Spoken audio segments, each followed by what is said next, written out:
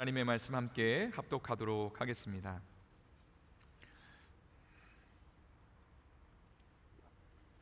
이사야 43장 21절의 말씀 함께 우리 합독하겠습니다.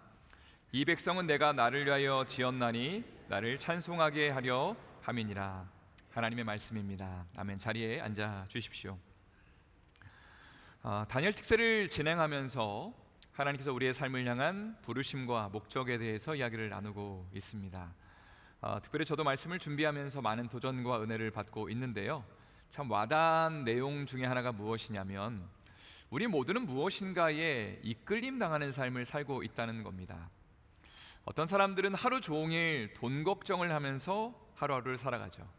또 건강에 대한 염려, 또 관계가 좋지 않다면 누군가와 그 사람을 향한 분노와 화, 열받음을 가지고 여기에 이끌림 당하는 삶을 살아간다는 겁니다. 그러나 우리 크리스천들은 어떤 세상적인 것, 인간적인 것에 이끌림 당하는 삶이 아니라 하나님이 우리의 삶을 향한 부르심과 목적에 이끌리는 삶, 그게 바로 Purpose Driven Life, 목적이 이끄는 삶이라고 우리가 부를 수 있는 것이죠. 그리고 이러한 삶을 사는 가운데 우리는 우리에게 발생하는 모든 일들을 믿음의 눈으로 해석할 수 있게 되고요, 그리고 정말 만족스러운, 감사가 넘치는, 그리고 열매가 있는 삶을 살 수 있게 된다는 것입니다. 지난주 새벽에 나눈 내용 중에 리고렌 목사님은 다음과 같은 말을 하였는데 제가 한번 읽어드릴 테니까요, 한번 잘 들어보십시오. 이 땅에서 하나님이 우리의 삶에 대해 갖고 계신 궁극적인 목적은 편안한 삶이 아니라 그리스도와 같은 인격입니다. 하나님은 우리가 영적으로 성장하여 그리스도와 같이 되기를 원하시죠. 그런데 이 사실을 잊을 때에 우리는 삶에 대해 절망할 겁니다. 왜 이런 일이 나에게 일어나고 있지?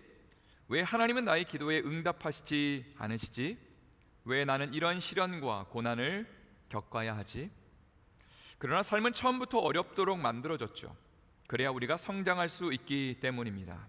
이 땅이 천국이 아님을 기억하십시오.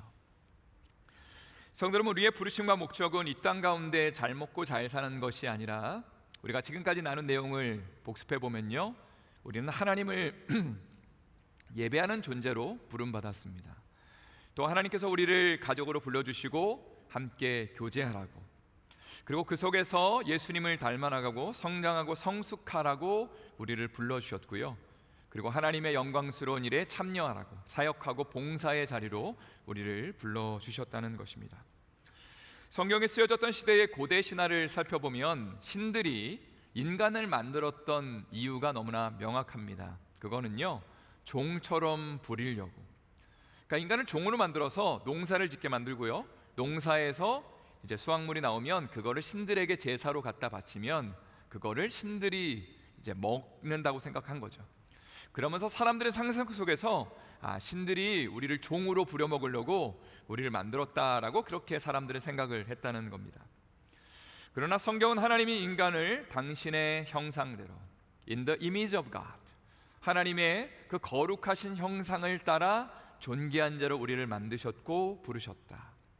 왕과 같은 존재로, 아들과 딸로 우리를 불러주시고 당신의 영광스러운 일에 우리 보고 함께 참여하자고, 같이 그 일을 해보자고 우리를 불러주신다는 것이 바로 하나님의 말씀의 도전이고 내용입니다.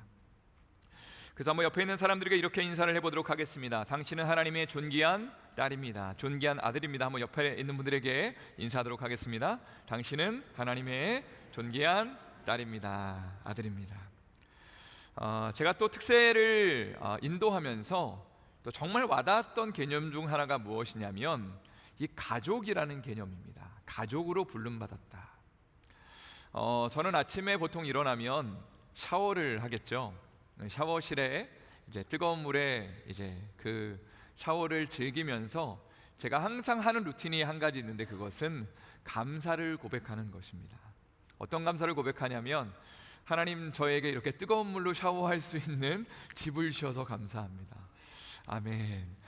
제가 이스라엘에서 이제 씻는 것 때문에 너무 힘들고 어렵기 때문에 이 환경과 이 샤워할 수 있는 것이 얼마나 큰 기쁨이고 감사한지를 날마다 고백하고 있습니다. 또 하나님이 저에게 잔잔한 감동을 또 한 가지 아침에 주셨는데요, 어느 날 아침에 그건 뭐냐면 하나님이 저를 종으로 부르신 것이 아니라 가족으로 불렀고 아들로 불렀다는 것이 참 마음에 와닿았습니다. 여러분 한번 생각을 해보세요. 여러분의 집에 아들이 있고 딸이 있으면 그 아이들이 뭔가를 잘했기 때문에 그 아이들을 사랑하는 게 아니잖아요. 그냥 내 아들이니까, 내 딸이니까, 내 자식이니까 사랑스러운 거죠. 또 조금 부족하고 연약해도 같이 안아주고, 그리고 그들과 함께 마음을 나누는 것, 그리고 정말 그들을 예뻐해주고 그리고 존중해주고 또 이끌어주는 것이 당연한 부모의 심정이라는 것입니다. 그런데 우리는 신앙생활하면서 하나님이 우리를 자녀 삼아주신 것에 대해서 100% 우리가 믿지 못하는 경향이 있는 것 같습니다. 어떤 거냐면요, 마치 우리가 하나님 앞에 헌신할 때 혹은 죄를 좀 덜 지었을 때에 더 많이 사랑받고 더 많은 은혜를 받을 수 있다라고 착각한다는 것입니다. 예를 들어서 한 주간을 살아가면서 이번 주에는 말씀도 제대로 읽지 못하고 너무 바빠서 기도도 제대로 못하고 또 많이 넘어지고 부족함 가운데 있다면 아마 이 주일 예배에 오시는 그 발걸음이 굉장히 무거웠을 겁니다. 야, 오늘은 은혜가 임할 수 없어, 절대로 은혜를 나는 받을 자격이 되지 않는다라고 생각하면서 아마 이 자리에 오셨을 거라고 생각합니다. 그런데 주님은 저에게 이렇게 말씀하셨는 거예요. 그 새벽에 아마도 저의 삶을 돌아보면서 어떤 부분들은 참 많이 아쉽고 참 부족한 그런 모습들을 인지하고 있는 그날 아침 새벽에 주님이 저에게 이런 감동을 주셨다는 겁니다. 재영아, 내가 너를 종으로 부른 것이 아니라 아들로 불렀단다. 그냥 나는 너 자체가 너무 좋아. 나는 너에게 복을 주기를 원한다, 은혜 주기를 원한다, 축복해 주기를 원한다. 이 사랑 안에 마음껏 거했으면 좋겠다. 그리고 그 은혜를 마음껏 누리고 난 다음에 나의 영광스러운 일에 함께 참여하는 거야 라고 주님이 저에게 그렇게 감동을 주시는데 제 마음이 너무 따뜻해지더라고요. 제 가슴이 뜨거워지고 저의 눈가에 좀 촉촉해지는 그런 좀 눈물이 고였던 것 같습니다. 또 우리가 갈라디아서 4장 6절과 7절의 말씀을 한번 읽어보도록 하겠습니다. 한번 힘차게 읽겠습니다. 너희가 아들임으로 하나님이 그 아들의 영을 우리 마음 가운데 보내사 아빠 아버지라 부르게 하셨느니라. 그러므로 내가 이후로는 종이 아니요 아들이니 아들이면 하나님으로 말미암아 유업을 받을 자니라. 6절에 보니까 이런 표현이 등장합니다. 너희가 아들임으로, 너희가 딸임으로 하나님께서 당신의 영 성령을 우리한테 보내셔서 우리가 하나님을 아빠 아버지라 부르게 되었다. 저를 한번 힘차게 따라하도록 하겠습니다. 하나님 아버지 사랑합니다. 조금 더 친근하게 표현해 볼게요. 하나님 아빠 사랑합니다. 우리가 하나님 앞에 이렇게 고백할 때에 하나님이 그래, 나도 너 정말 사랑한다, 너무 존귀한 자다라고 그렇게 말씀을 하신다는 거죠. 또 7절에 보니까 이렇게 되어 있습니다. 아들이 되었기 때문에, 딸이 되었기 때문에 하나님으로 말미암아 유업을 이을 자가 되었다. 영어로는 이렇게 되어 있습니다. Since you are his child, God has made you also an heir. 이 heir라는 단어는 상속자 혹은 후계자를 의미합니다. 하나님이 우리에게 갖고 계신 계획은 뭐냐면 하나님이 당신이 갖고 계신 것을 우리에게 마음껏 나눠주시는 것, 유산으로 물려주시는 것을 우리를 향해서 계획을 갖고 계시다는 거죠. 예전에 한국에서 방영되었던 드라마 중에 상속자들이라는 드라마가 있었습니다. 그리고 여기에 포스터에, 저는 이 드라마를 보지는 않았는데요, 뭐라고 써 있었냐면 이렇게 써 있었습니다. 왕관을 쓰려는 자 그 무게를 견뎌라 라고 쓰여 있었습니다. 그러니까 여기 포스터에 나오는 이민호 씨가 아마 그 대기업의 상속자였던 것 같아요. 그러니까 어떤 그 영광, 그 상속자로서의 그 혜택을 누리려면 그 부담감을 충분히 견뎌내야 된다라는 어떤 그런 내용의 드라마였던 것 같습니다. 우리가 누군가의 상속자가 된다는 것은 참으로 영광스러운 일이죠. 만약에 어마어마한 재산을 갖고 있는 사람이 우리에게 상속을 해준다 그러면 우리의 마음 자세가 달라질 겁니다. 어깨가 올라갈 거고요. 누군가가 우리한테 좀 안 좋게 굴면 너 내가 누군지 알아? 라고 그렇게 바로 이야기를 할 것 같습니다. 그게 바로 상속자가 된다는 것의 자랑이고 자부심이죠. 그런데 우리가 하나님의 상속자가 되었다는 것은 무엇을 의미할까요? 이 땅을 지으시고 창조하시고 다스리며 운행하시는 하나님의 아들과 딸이 되었다는 것이고, 그분의 영광스러운 사업에 참여하게 되었다는 것입니다. 그리고 성경은 그 하나님이 우리를 상속자로 불러주시고 그 유업을 잇게 하시는 그 일이 얼마나 감사하고 감격스러운 일인지에 대해서 우리에게 도전하고 있다는 거죠. 창세기에 나오는 아브라함을 한번 생각해 보도록 하겠습니다. 그는 갈대아 우르라는 지역에, 그러니까 오늘날로 말하면 미국의 뉴욕의 맨하탄 같은 지역에 아주 돈이 많은 부자로 살고 있었습니다. 그런데 하나님이 그를 부르시면서 이렇게 말씀하시죠. 아브라함아, 아브라함아, 내가 너를 복의 근원으로 삼기를 원하는데 너의 본토 친척 아비 집을 떠나서 내가 내게 지시할 땅으로 가라라고 주님이 말씀하십니다. 그러니까 지금 안정적인 삶을 사는 거, 누리고 있는 삶을 정리하고 내가 너를 향해 갖고 있는 비전과 꿈을 향해서 함께 그 자리로 나가라라고 주님이 명령하신다는 겁니다. 또 히브리서 11장에 보면 이런 표현이 등장하는데 아브라함이 갈 바를 알지 못하고 나갔다. 그러니까 하나님이요, 어디로 정확히 가라는 명령을 내리신 게 아니라 그냥 떠나라고 말씀하시는 거예요. 또 앞으로 어떤 구체적인 일들이 발생할 거라고 말씀하지 않으셨습니다. 그런데 인간적으로 보면 참 안정적이고 편안한 삶을 뒤로하고 인간적으로 보면 불안정한 삶, 어디로 갈지도 모르는 그 위험천만한 삶으로 아브라함이 믿음의 발걸음을 내딛게 된다는 거죠. 그렇게 할 수 있었던 원동력이 무엇이었을까요? 저는 딱 한 가지 이유가 있다고 생각합니다. 바로 나를 만드시고 창조하신 분, 이 땅을 운행하시고 이 땅을 다스리시는 분이 아브라함을 콜링하시는 거죠. 그리고 그의 삶을 향해서 이렇게 도전하셨던 것 같습니다. 이 인류를 구원하기 원하는 나의 원대한 계획과 비전, 그 목적과 부르심 가운데 너 함께 하지 않을래? 라고 그렇게 하나님이 제안하셨을 때에 아브라함이 기쁨으로 네 주님이라고 대답하며 믿음의 발걸음을 내디뎠다는 것입니다. 저는 캘리포니아 얼바인에서 사역을 했던 적이 있습니다. 인간적으로 보면, 환경적으로 보면 참 부족한 게 없었던 환경이었습니다.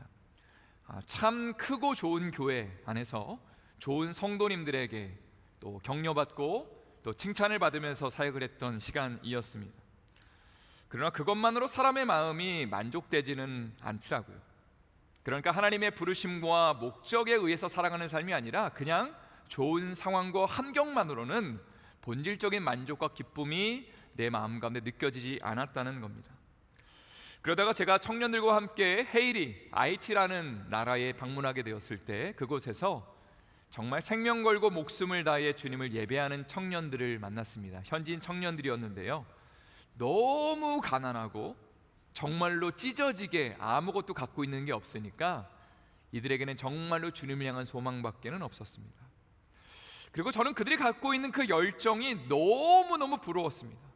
야, 나도 저 열정을 가져야 되는데, 나도 저 부르심 가운데 살아야 되는데 라는 그 마음이 임했을 때에 하나님께서 저와 제 아내에게 결단 내리게 하셨고요, 그래서 안정적인 곳을 떠나서 이스라엘 땅으로 저희를 부르셨습니다. 아브라함도 그러지 않았을까라는 생각을 하게 됩니다. 이미 많은 돈을 갖고 있는데도 불구하고 온전한 만족을 누리지 못했다는 거죠. 많이 소유해도 여전히 인생이 공허하고 삶이 허무하다는 것을 깨달았습니다. 바로 그 찰나에 이 땅을 만드시고 지으신 하나님이 그를 콜링하시죠. 그리고 이렇게 말씀하십니다. 인류를 구원하기 원하는 나의 그 원대한 계획과 비전 가운데 너 나와 함께 하지 않을래? 라고 주님이 말씀하실 때에 그의 머리가 반응하는 것이 아니라 그의 가슴이 반응하는 것이죠. 인간적인 눈과 이성적인 생각으로 반응하는 것이 아니라 그의 영이 요동치면서 하나님 앞에 믿음으로 살겠습니다라고 고백하며 주님의 부르심과 그 사명 가운데 그가 믿음의 걸음을 내딛게 되었다는 겁니다. 성도 여러분, 저는 한국에서 중학교와 고등학교를 나왔는데요, 제가 학교를 다닐 때는요, 선생님들이 누군가를 교무실로 부르면 두 가지 케이스가 있었습니다. 어떤 케이스였을까요? 하나는 엄청 혼내는 거고 또 하나는 뭐 좀 심부름 같은 걸 시키는 거죠. 근데 제가 교무실로 자주 불림을 당했습니다. 왜 그랬을까요? 왜 혼내시려고 그랬을까요? 그런 건 아니었던 것 같고요. 선생님들이 이제 뭐 좀 해라, 뭐 심부름 같은 거를 시켜주셨는데, 여러분 이렇게 제가 생각했을까요? 난 바쁘고 공부할 것도 많은데 왜 자꾸 나를 불러? 라고 한 번도 생각한 적이 없었습니다. 오히려 선생님들이 나를 참 좋아해 주는구나, 나를 예뻐해 주고 인정해 주는구나라는 생각이 들었고요, 기쁨으로 그 심부름을 제가 감당할 수 있었습니다. 또 요즘 미국 신문을 보면 트럼프가 미국 대통령에 당선되어서 이제 앞으로 이런 일들이 일어날 거다, 미국이 이렇게 변할 거다, 한국은 이런 걸 대비해야 된다라는 그런 뉴스가 참 많이 나오는 걸 보게 됩니다. 또 트럼프가 내각을 어떻게 구성할 거다, 누구를 장관으로 지명할 거다, 누구를 요직에 앉힐 거다라는 그런 소식들이 계속해서 언론을 장식하고 있습니다. 제가 이런 생각을 해봤어요. 만약에 트럼프 대통령이 내일 아침에 저에게 딱 전화를 걸어서, 패설님, would you serve the United States with me in the White House? 만약에 이렇게 백악관에서 나랑 같이 일해보자고 만약에 트럼프가 저에게 제안을 한다면, 물론 저는 목회를 해야 되기 때문에 I'm so sorry, I'm too busy 이렇게 대답을 할 겁니다. 그렇지만 여러분들은 아마도 트럼프 대통령이 같이 일해보자고 불러준다면 바쁘다고 할 사람이 아무도 없을 겁니다. 왜냐하면 그것이 얼마나 영광스럽고 얼마나 고귀한 부르심인지를 우리는 알고 있기 때문입니다. 하물며 이 땅을 만드시고 지으신 하나님께서 우리를 아들과 딸로 삼아주시고 우리에게 영광스러운 직무를 맡겨주신다는 거예요. 하나님이 이 땅을 향해서 갖고 계신 그 비전과 사명 가운데, 특별히 영혼 구원하는 일에 한번 같이 일해보지 않을래라고 주님이 우리에게 제안하실 때에 우리는 기쁨으로 또 믿음으로 아멘이라고 그렇게 대답하며 순종의 발걸음을 내딛어야 한다는 것입니다. 이제 적용적 차원에서 한 가지를 좀 나누고 싶은데요, 우리가 하나님의 일, 하나님의 사업에 동참할 수 있는 방법, 그 영광스러운 부르심에 함께할 수 있는 방법은 바로 우리가 예수님께서 세우신 교회를 섬기는 거라고 리고레 목사님은 그렇게 이야기를 하고 있습니다. 생명의 삶이라는 강의를 제가 일주일에 2번씩 진행하고 있는데요, 거기서 나눈 내용 중에 골로새서 1장 18절의 말씀이 있습니다. 한번 다 같이 힘차게 읽어보도록 하겠습니다. 그는 몸인 교회의 머리시라, 그가 근본이시요 이는 친히 만물의 으뜸이 되려 하심이라. 여기 보니까 그는 몸의 교회의 머리시다. 교회의 주인이 바로 예수님이라는 거죠. 제가 이런 질문을 그래서 수강생들에게 드렸습니다. 교회의 주인은 누구십니까? 담임 목사도 아니고 장로님들도 아니고 성도님들도 아닙니다. 오직 예수님이 교회의 주인이시고 교회의 머리이십니다. 그리고 교회는 예수님의 소원을 이루어드리기 위해 존재합니다. 물론 많은 성도들이 와서 은혜 받아야 되고 감격스러운 예배를 드려야 됩니다. 또 차세대 교육부 자녀들이 은혜 받고 양육받고 하나님의 사람들로 키워지는 것도 너무나 중요합니다. 그러나 이 자리에 함께 예배하는 모든 성도들의 관심은 예수님이 주인 되시는 교회를 어떻게 세워갈 것인가가 되어야 합니다. 하나님께서 안디옥 교회에 복을 많이 지금까지 주셨고 또 지금도 많이 주고 계셔서 또 많은 새가족들을 하나님께서 안디옥 교회로 인도하고 계십니다. 한편으로는 참으로 감사하지만 기도하는 가운데 또 하나님이 이런 마음을 부어주셨습니다. 우리 교회의 부르심과 목적, 궁극적인 콜링은 우리가 더 큰 교회를 만드는 데 있어서는 안 됩니다. 혹은 더 유명해지고 높아지고 더 부자가 되는데 우리 교회가 막 재정이 막 엄청나게 흘러넘치는 것이 우리의 궁극적인 부르심과 목적이 되어서는 안 되는 것이죠. 오히려 우리의 부르심은 예수님의 소원을 이루어드리는 데 있습니다. 그분이 이 땅을 향해 갖고 계신 그 비전과 그 사명, 가슴 떨리는 그 사명을 우리 모든 성도들이 함께 마음 가운데 새기고 그리고 거기에 함께 동참하는 것이 우리 교회가 존재하는 이유이고 목적이라는 거죠. 바로 주님이 말씀하시잖아요. 가서 그리고 제자를 삼아서 잃어버린 자들에게 복음을 증거하고 그들이 예수님을 믿게 만들고 세례를 주고 내가 너희에게 분부한 모든 것을 가르쳐 지키게 해야 한다.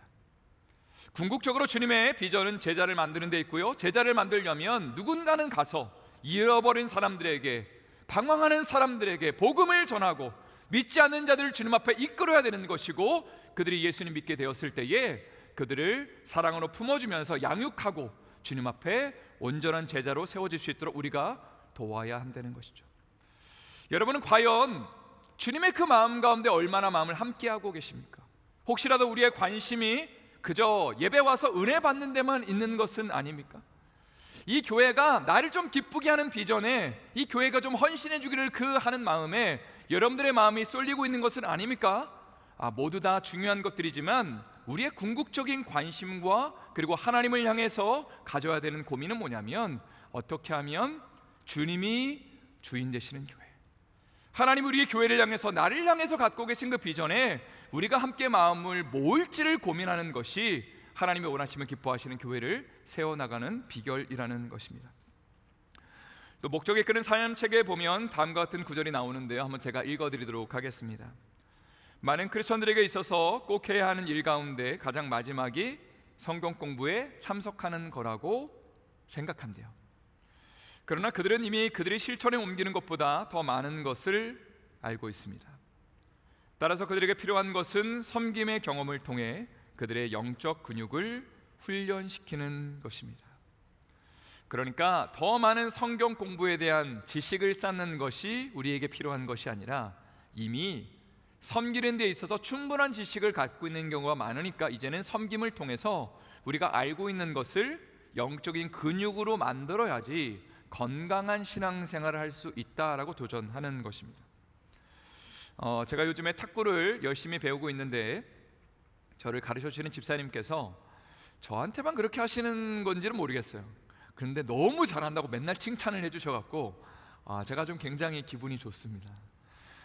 집사님이 저를 어떻게 지도하시냐면요, 이제 기술을 하나씩 알려주실 때 먼저 말로 설명을 하시고요, 그리고 공을 계속 보내십니다. 몇백 개를 똑같은 공을 그쪽으로 보내시면 제가 실제로 이제 그거를 쳐야 되는 거죠. 그 기술을 가지고. 처음부터 이게 잘 안 됩니다. 그러면 이제 잠시 멈추고 집사님이 다시 설명해 주십니다. 목사님, 지금 이런 부분들은 좀 주의하셔서 쳐보세요. 목사님, 그 라켓의 각도가 좀 이 정도 돼야 됩니다 라고 저를 지도하시고 난 다음에 또 제가 공을 받아칩니다. 이런 과정을 계속해서 반복하는 가운데 어떤 저의 근육과 몸이 그 기술에 자연스럽게 익어가는 것을 보게 됩니다. 영적으로도 마찬가지라는 거죠. 우리가 알고 있는 성경 지식과 깨달음은 마치 탁구에 대한 지식과 이론에 해당됩니다. 그런데 이론을 가지고 탁구를 잘 치는 것은 아닌 거죠. 마찬가지로 성경 지식이 많다고 해서 능력 있는 크리스천의 삶을 살 수 있는 것은 아닙니다. 우리에게는 훈련이 필요하고 기술을 연마하는 과정이 필요합니다. 말 그대로 우리의 몸으로서 우리 어떤 영적 근육들을 만들어내야지 세상에서 날라오는 여러 가지 공들을 믿음으로 받아 칠 수가 있는 것이고, 거기에 아름다운 열매가 맺혀질 수 있다는 겁니다. 그런데 우리를 연마하고 우리를 훈련할 수 있는 구체적 방법이 뭐냐라고 질문했을 때에 리고레 목사님은 이렇게 말을 하는 겁니다. 교회 사역과 봉사의 현장에 참여하는 것이 영적 근육을 만드는 비결입니다. 물론 이 과정이 조금은 어려울 수도 있고 첫 발을 떼는 것이 쉽지 않을 수도 있지만, 어쨌든 간에 어느 정도의 준비가 되고 이론적인 지식이 갖춰져 있다면 그것만으로 크리스찬의 삶을 능력 있게 살아갈 수 있는 것이 아니라 이제는 훈련해야 되고 영적인 그 근육을 연단시키는 그 필드가 필요한데, 그게 바로 사역과 봉사의 현장이라는 것입니다. 여러분, 사해바다와 갈릴리 호수의 차이를 알고 계신가요? 이스라엘에 가시면 이제 갈릴리 호수가 맨 위에 있습니다. 파란색 네모칸의 갈릴리 호수가 있고요, 그리고 맨 밑에 사해바다가 있는데 그 사이를 무엇이 연결하고 있냐면 바로 요단강이 연결하고 있습니다. 갈릴리 호수는요, 그 물을 요단강을 통해 계속해서 흘려보내죠. 그래서 생명체가 살 수 있는 살아있는 물이 된다고 합니다. 근데 사해바다는요, 요단강으로부터 물만 계속 받지만 다른 것으로 흘려보내지는 않는다고 그래요. 그래서 생명체가 살 수 없는 죽은 바다, 사해가 된다고 합니다. 우리의 삶도 마찬가지라는 거죠. 먼저는 우리의 삶에 예수 그리스도의 은혜와 사랑, 생수가 공급되어야 합니다. 그런데 이 은혜가 흘러넘치는 것만으로 우리의 삶에 생명력이 넘치는 것이 아니고, 이것을 누군가에게 이제는 흘려보내야지만 생명을 살리고 생명력 있는 크리스찬의 삶을 살 수 있다는 거죠. 그리고 이 물을 흘려보낼 수 있는 그 중요한 자리가 무엇이냐면 바로 사역과 섬김의 현장이라는 겁니다. 마지막으로 리고렌 목사님은 교회에서 섬김을 하는 데 있어 다음에 5가지를 염두에 두라고 우리에게 도전합니다. 앞 글자를 따라서 shape라고 되어 있는데요, 영적 근육을 만드는 방법이죠. 이따가 목장 모임 가지실 때요, 이거를 꼭 한번 나눠보시면 좋을 것 같아요.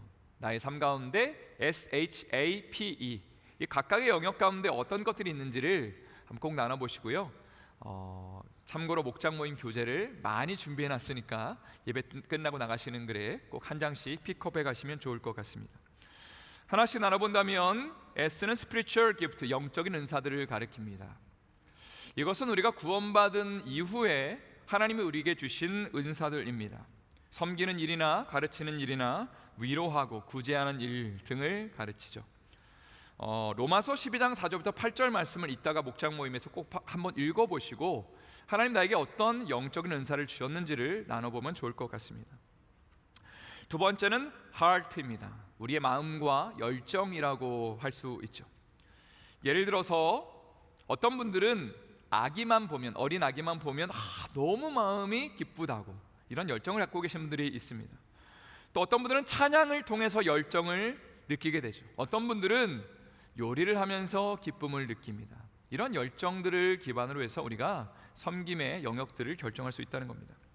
세 번째는 ability, 능력입니다. 이것은 우리가 태어날 때부터 하나님이 주신 재주들을 가리킵니다. 어떤 분들은 손재주가 좋고 어떤 분들은 운동을 잘하고 어떤 분들은 언어를 잘하죠. 이러한 것들을 또 염두에 둘 필요가 있다는 것이고요. 네 번째는 personality, 성격을 의미합니다. 우리의 개인적인 성향을 의미하죠. 예를 들어서 MBTI 테스트를 생각을 해본다면 introvert냐 extrovert냐, 내향적이냐 외향적이냐, 또 나는 thinking이 많이 발달되어 있느냐, T 유형이냐 아니면 F, feeling이 많이 발달되어 있느냐, 이런 것들이 우리의 성향이고 성격이라는 겁니다. 다섯 번째는 experience, 경험입니다. 지금까지 우리가 살아왔던 모든 경험들을 가리킵니다.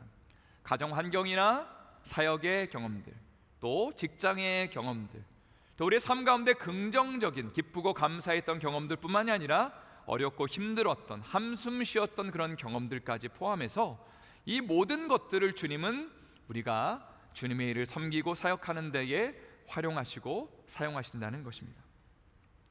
이제 말씀을 여러분 마치기를 원합니다. 하나님은 우리를 당신의 아들과 딸로 불러주시고 존귀한 자라고 말씀하시면서 당신의 영광스러운 일에 너 나랑 같이 섬겨보지 않을래?